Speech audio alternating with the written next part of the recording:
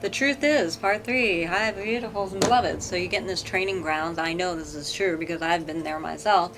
And then they say, you know what? They coach you and it's all supposedly legitimate, right? They come from here. Legitimate, yeah. They want to train and groom you to be something different. And the thing is, maybe that this person didn't want to be a singer.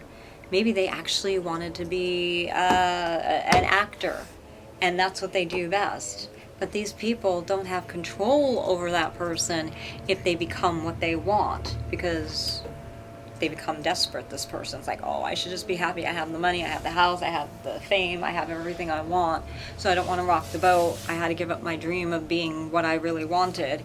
And then these people hide it behind the whole guise of, you know what, it just wasn't the right timing, it was luck, it was this and that. Well, you know what, I have evidence that's not that case. How do I know? Because it happened to me. Didn't any of these other people document this stuff? I guess that's what happens when you come from a family of attorneys and you have a real good head on your shoulders and you're not just an emotional artist or something. I don't know. Or maybe I'm just not ever that trusting. And I suspect everybody. I don't know what the combination of it was, but you know, thank God. God chose me for this. You know how I was saying, don't take the bait, beloveds? I had on my social media. Don't take the bait, beloveds, because now you're getting lumped into, yeah, you're either a witness or you're a suspect. I warned you. It wasn't even a hint drop. It was pretty blatant. Told you what the bait was even. I don't do it. Duh.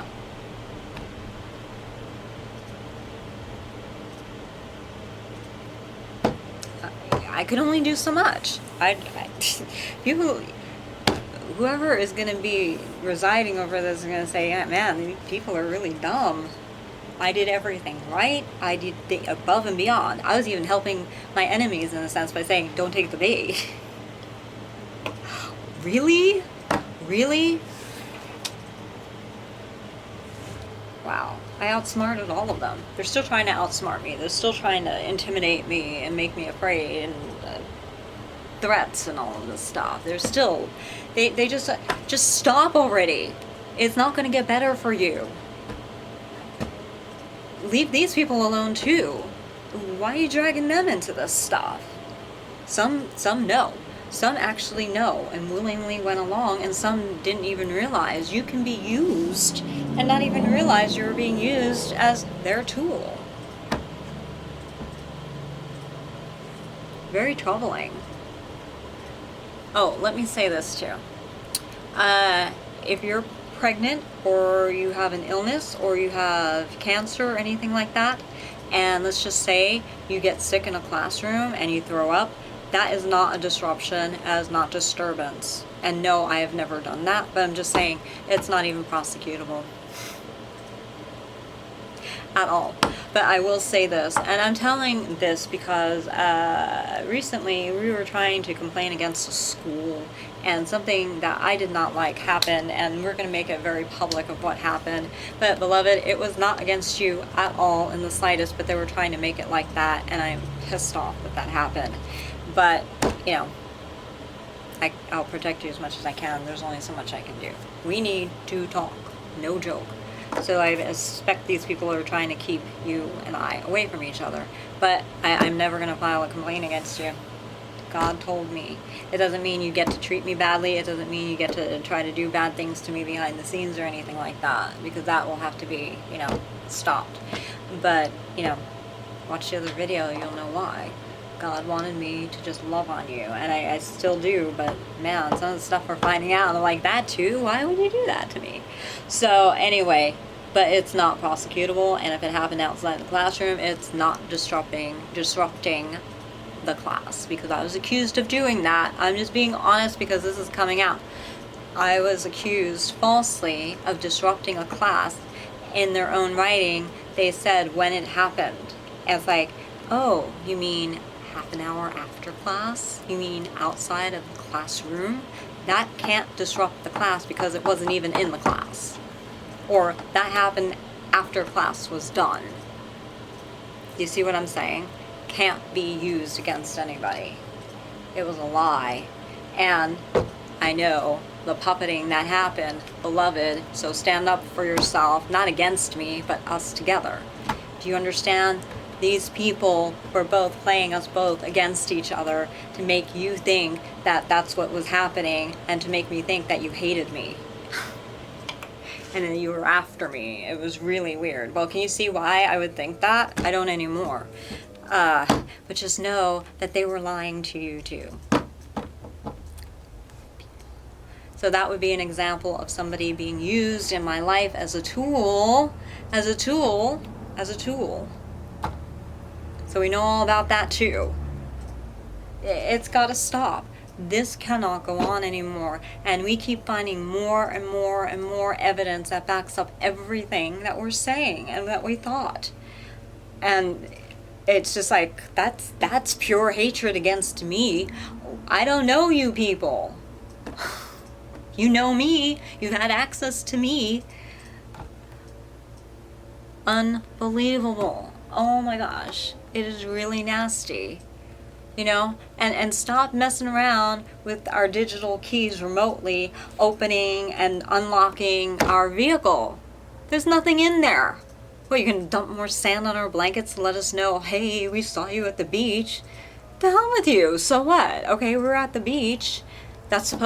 Guys, it's supposed to make us scared for our lives that they track us. We know they're tracking us. We have it on video. We can tell when people are following us even. And we'll say it in the car and we have our cameras going. And of course, you know, since they're listening, they know. It's like, hey, wait a minute, somebody's following us. And then bam, they turn the corner right away. It's so hilarious to see it happen. And it happens over and over and over and over and over again, every single time. Pedestrians, they were doing the same thing. They got their dogs with the red leashes, and I was like, look over my shoulder. People around me were seeing this happen live, recorded. I said, wait, the helicopters will show up soon enough. Give it time. Right? Yep. And then like, oh my gosh, so transparent, so stupid. I'm telling you, too many 1970 cop show episodes watched.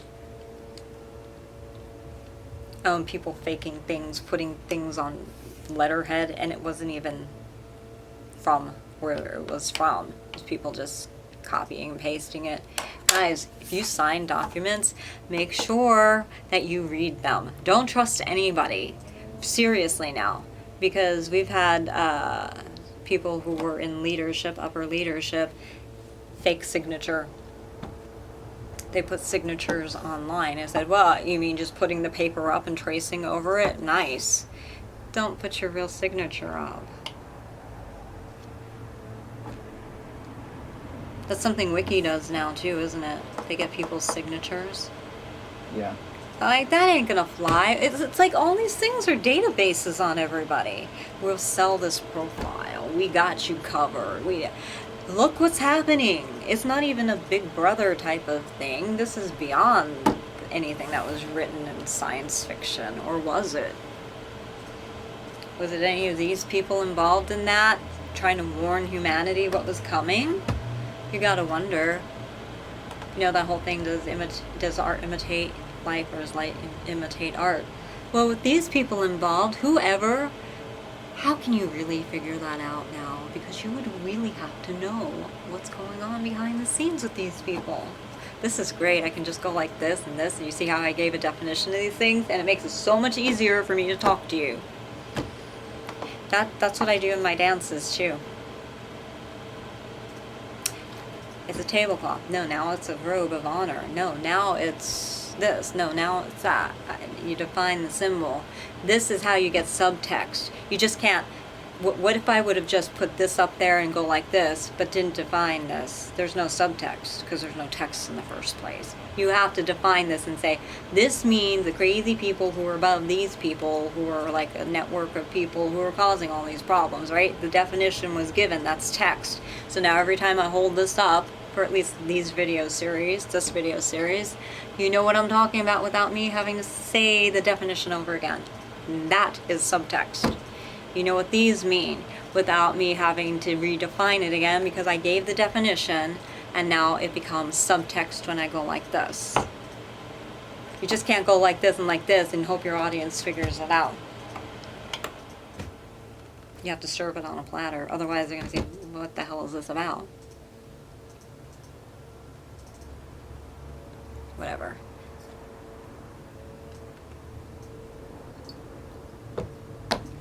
Whatever. So,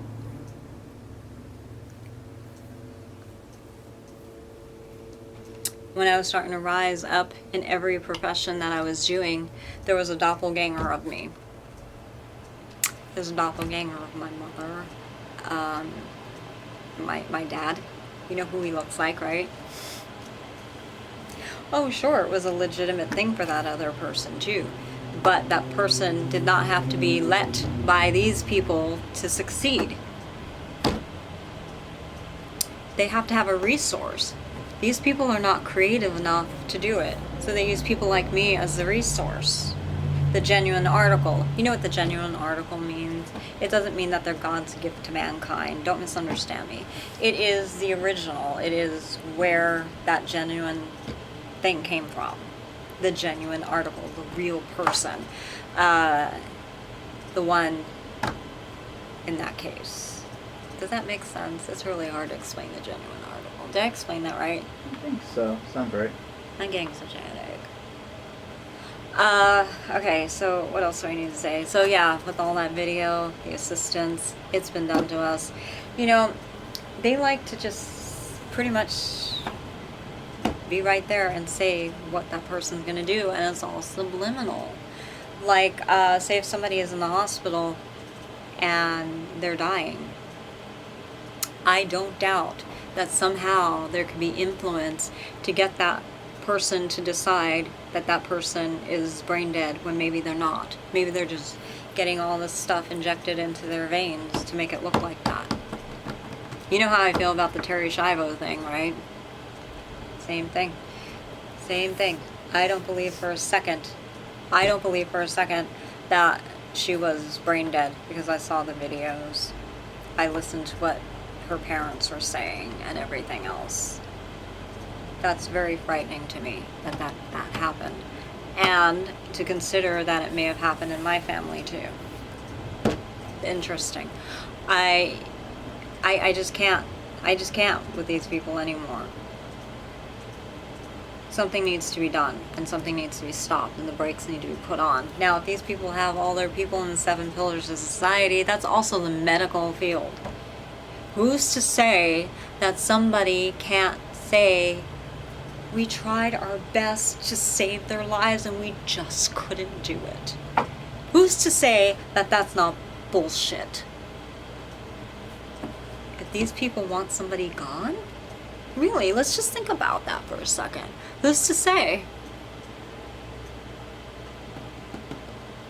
Who's to say that they really tried saving that person's life? There's a lot of questions. So I'm suspicious of these things, but good, because this may save my life, my friends' lives, and my family's lives. Now that these people know, I know. I want you to know. I want you to say, hey, wait a minute. Don't just put all your faith into all of this. You have instinct. And if you're a Christian, you have the Lord.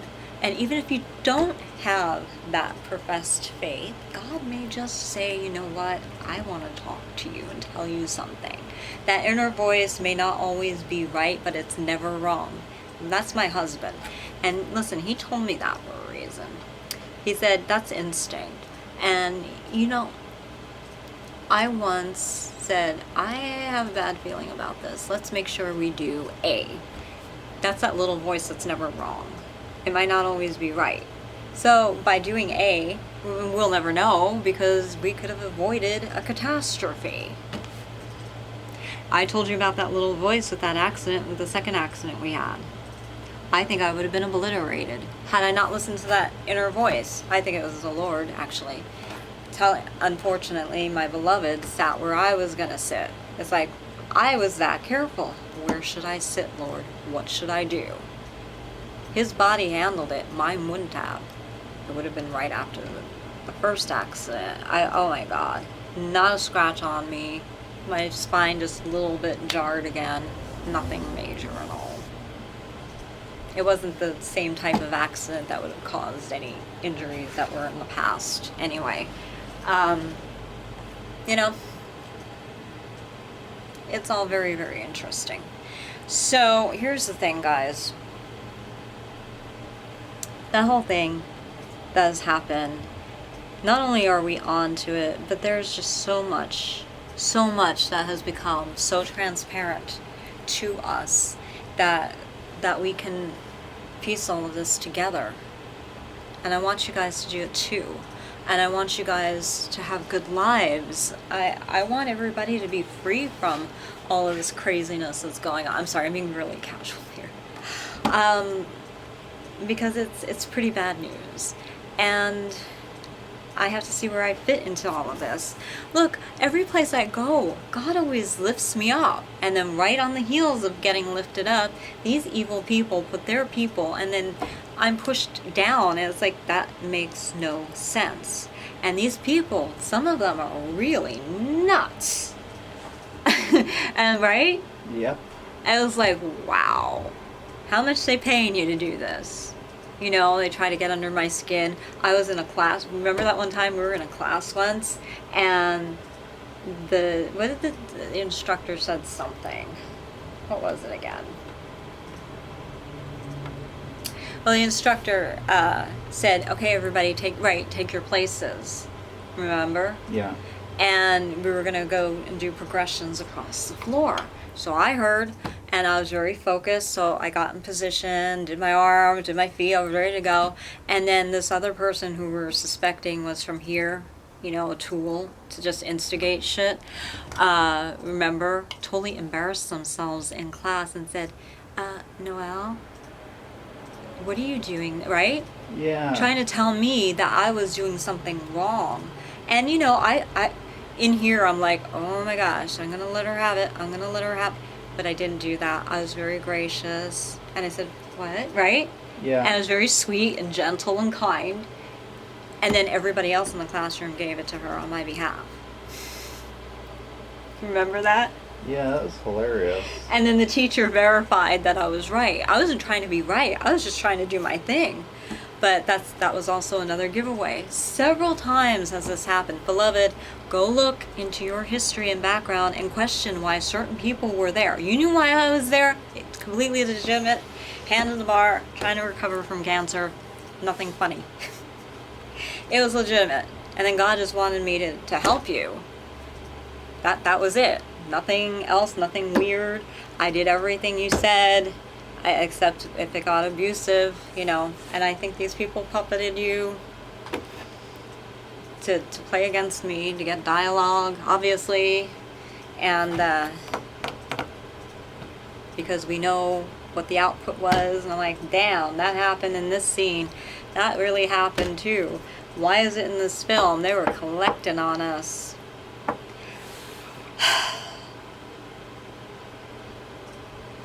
So, you know,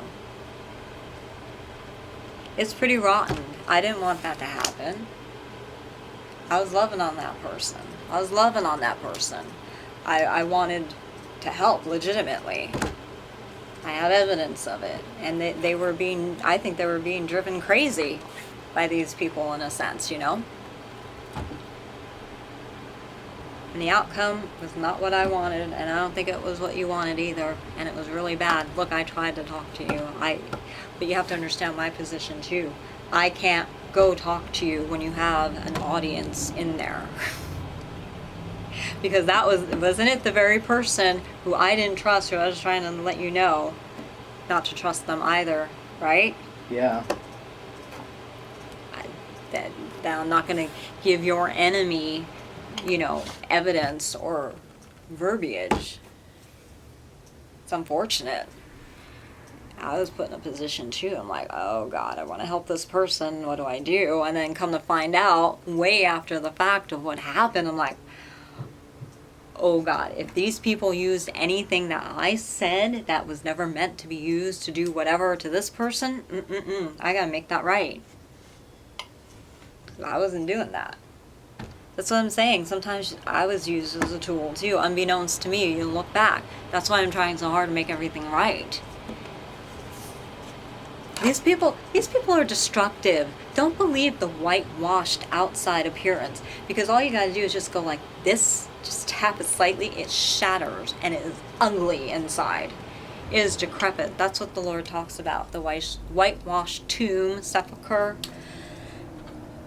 You know, it's really horrible.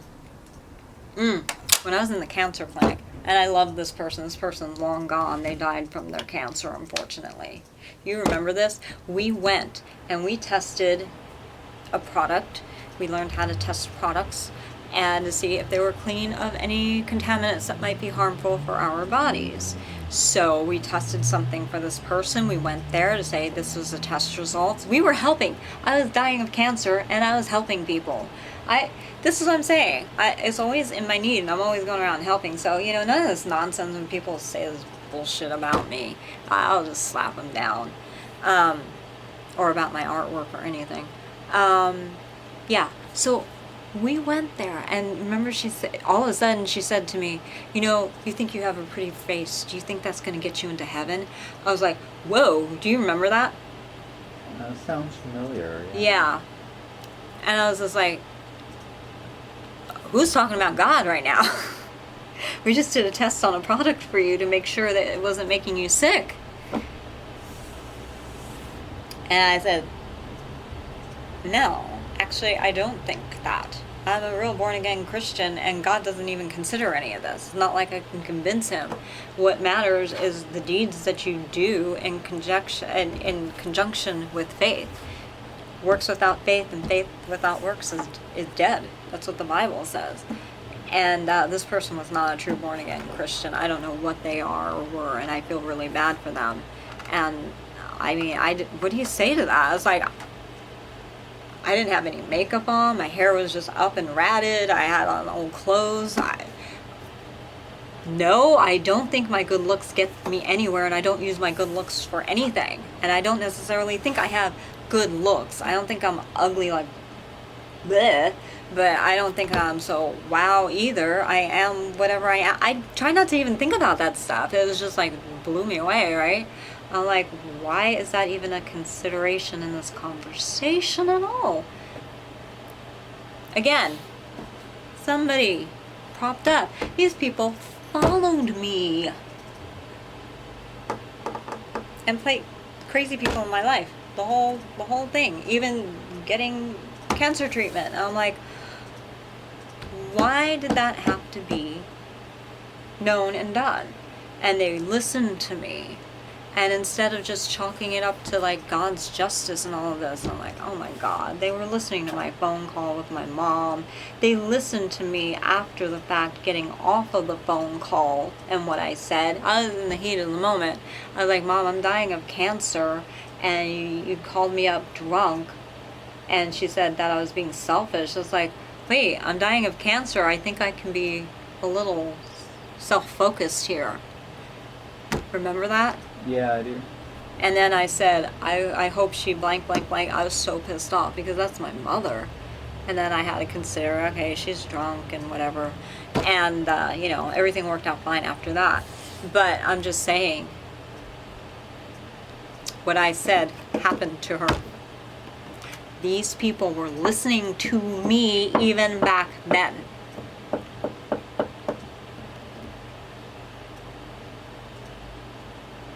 So it's not justice. It's not even God. These people were playing God. Go watch the movie Labyrinth right now. David Bowie looks so fine. Yeah. God rest his soul too. But no, I had a friend who said when this movie came out, said, she reminds me so much of you. Didn't even look like me. You know, black hair. I never had black hair in my life. We're doing an experimental thing. My under here, we low lighted it. It's really fun. We low lighted it and made it darker. So when I turn or move, it just makes it pop, makes this pop more. It's really interesting, but I've never had black hair in my life. Pictures are color time to make it look like I had black hair, but I've never had black hair in my life. Or wig. I have a black wig. But not natural. Anyway, I have such a bad headache. So, I was like, how does she... What? I'm just focusing on David Bowie. That was my crush, my thing, you know? And she's like, no, look. Like a fairy princess.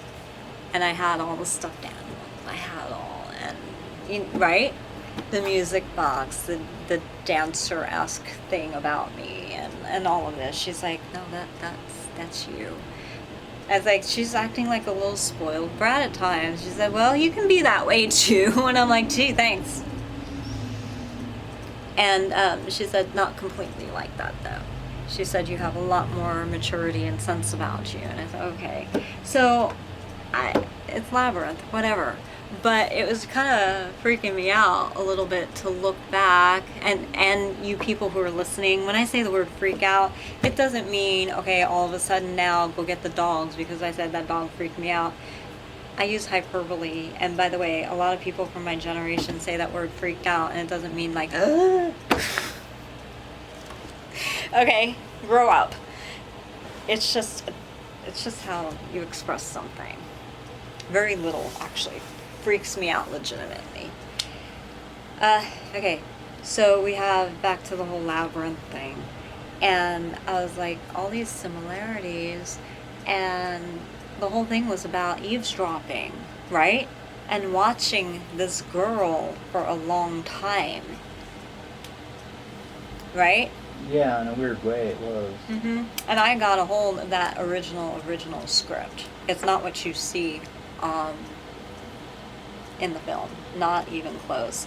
There's a little hint here and there, essences of it, but not even close. Like the Goblin King was not David Bowie, and he was really short, and it was not really marketable the way it was, in my opinion, but it was an interesting script to read.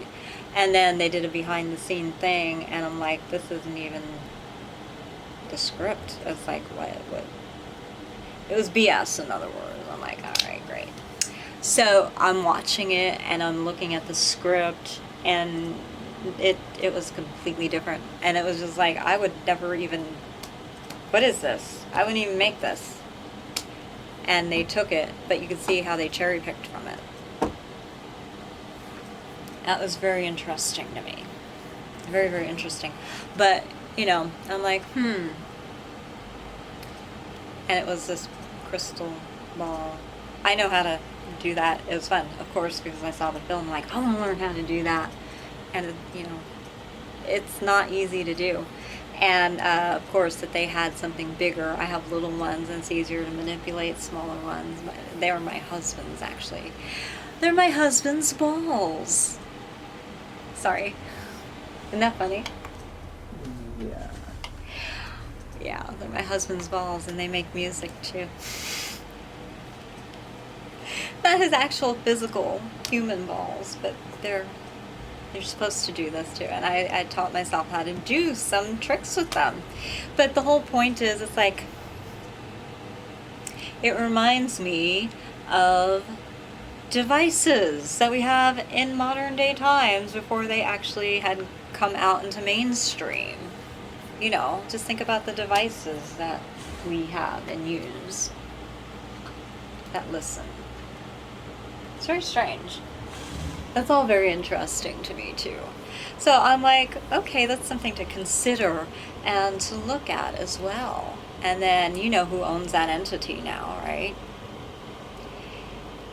We actually wanted to perform for that, what is it called? Something's Ball, Gareth's Ball, Goblin Ball, something that's out here in LA, and they wouldn't let us perform. And I'm like, well, I know for a fact that you can't use the character's name because it belongs to another it's somebody else's property. So obviously a very direct affiliation. And I'm like, oh, so you don't want this to give anybody ideas that I came first. Got it.